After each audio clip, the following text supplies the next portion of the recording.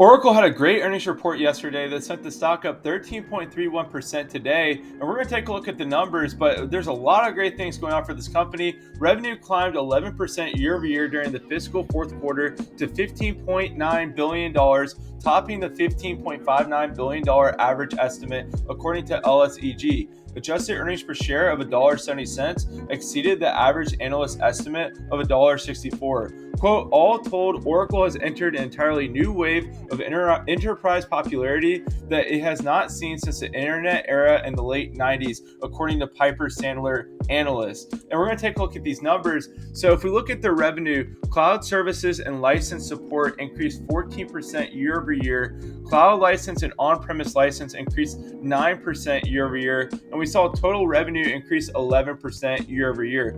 Great overall revenue growth for this company.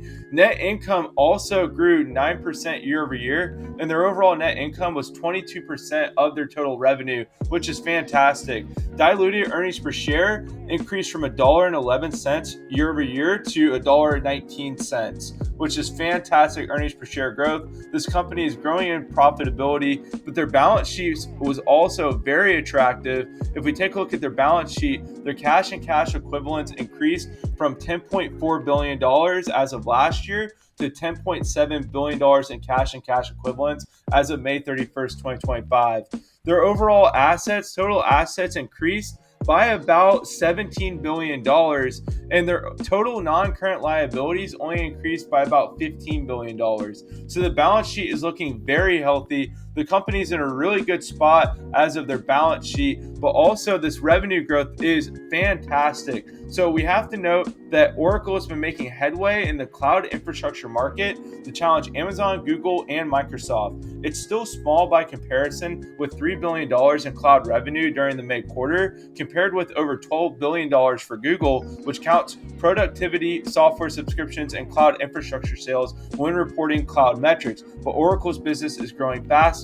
Remaining performance obligations, a measurement of money that's expected to be recognized as revenue in the future, sat at $138 billion, which is up 41% from a year earlier. Oracle CEO Safra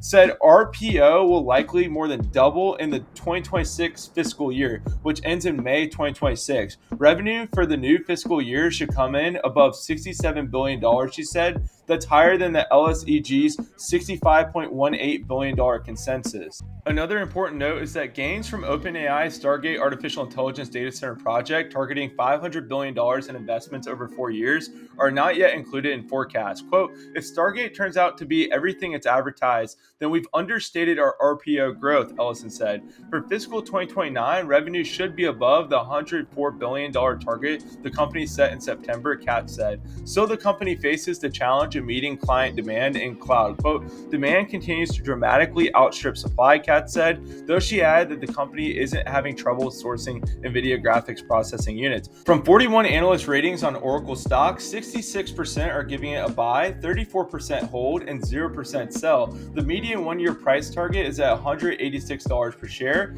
with a high price target around $246 per share, representing 23% upside from the current price. Let me know if you think Oracle stock is a buy, and if you got value from this video, please consider subscribing. Y'all take care.